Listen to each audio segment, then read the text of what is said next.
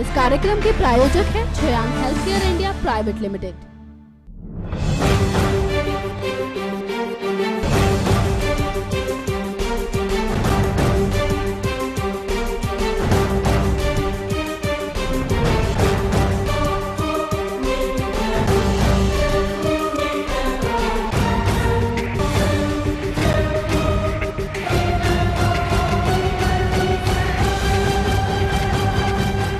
नमस्कार, मैं हूं पैनिशा। स्वागत करती हूं आप सभी का आपके इस खास प्रोग्राम में जिसका नाम है शाइनिंग स्टार।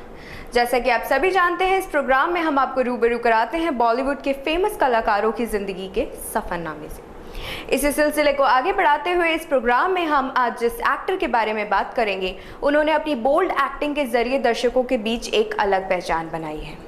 दरअसल हम बात कर रहे हैं फिल्मी दुनिया में फुटपाथ जैसी दमदार फिल्म से अपने करियर की शुरुआत करने वाले अभिनेता इमरान हाशमी की।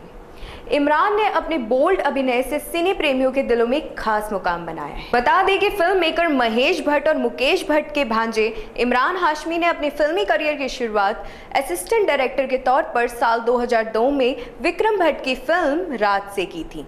तो चलिए आपको बताते हैं कि इमरान एक असिस्टेंट डायरेक्टर से कैसे बन गए एक बेहतरीन एक्टर।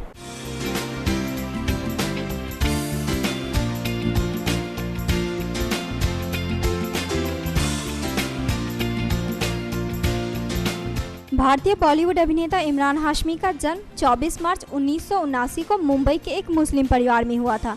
इनके पिता का नाम अनवर हाशमी है, जो कि मुस्लिम है, और इनकी मां माहिरा हाशमी एक कैथोलिक परिवार से थी। वहीं इनकी पत्नी परवीन सहानी हिंदू है। इस वजह से इनकी फैमिली को मिनी इंडिया भी कहा जाता है। बता दें कि उन्होंने अपनी पढ़ाई मुंबई के सिडेनहैम कॉलेज और यूनिवर्सिटी ऑफ मुंबई से की है। इमरान ने एक अभिनेता के तौर पर अपने फिल्मी करियर की शुरुआत साल 2003 में रिलीज हुई फिल्म फुटपाथ से की थी।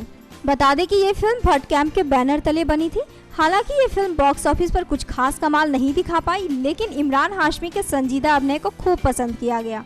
फिल्म फुटपाथ में उनके बेहतरीन अभिनय के बाद उन्हें साल 2004 में फिल्म मर्डर में काम करने का मौका मिला। ये फिल्म सुपरहिट साबित हुई थी और फिर उनकी झोली में फिल्म गैंगस्टर और जन्नत आ गिरी, जो कि उनके करियर के लिहाज से काफ़ी अहम थी। वैसे इमरान हाशमी की हर फिल्म की एक खास बात ये होती है कि उनकी फिल्म के हर गाने काफ़ी अच्छे होते हैं, क्योंकि उनकी फिल्म में वही गाने होते हैं जिसके बोल इमरान को पसंद आते हैं।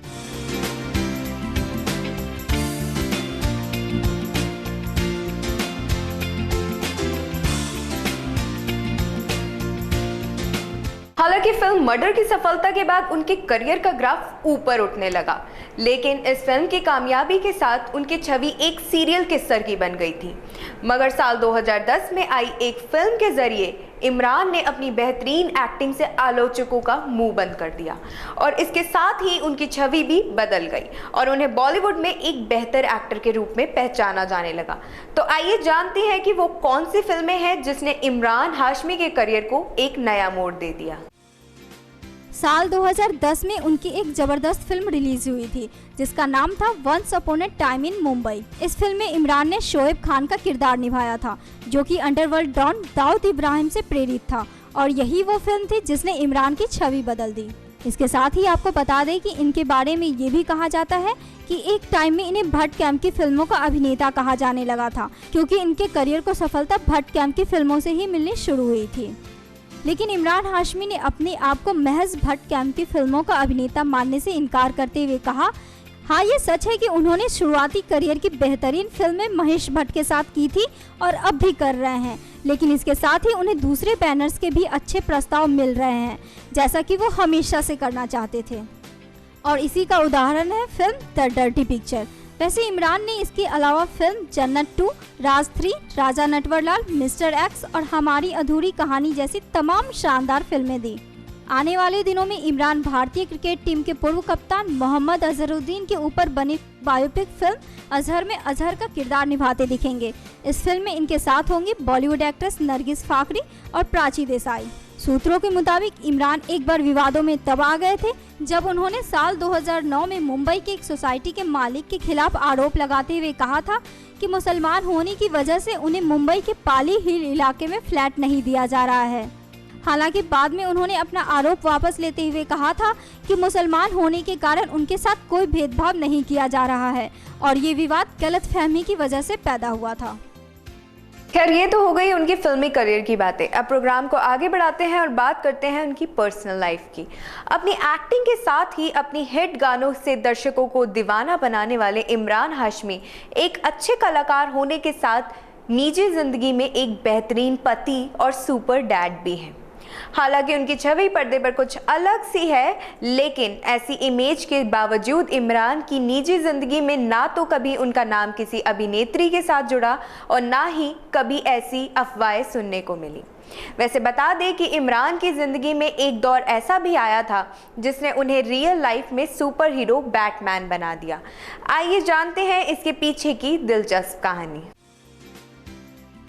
इमरान हाशमी ने लगभग 6 साल के रिलेशनशिप के बाद साल 2006 में परवीन सहानी से शादी कर ली।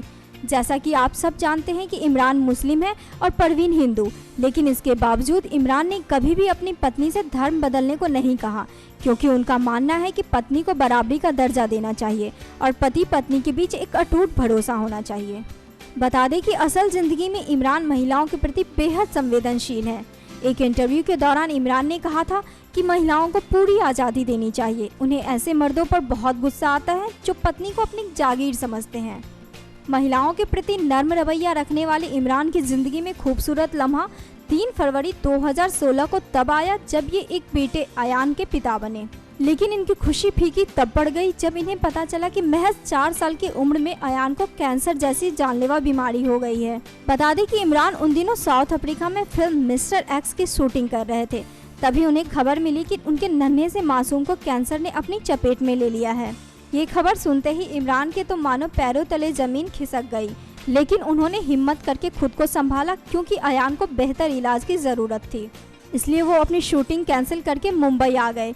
लेकिन इतने छोटे से बच्चे को अस्पताल ले जाने के लिए मनाना काफ़ी मुश्किल काम था, इसलिए उन्होंने एक तरकीब सोची।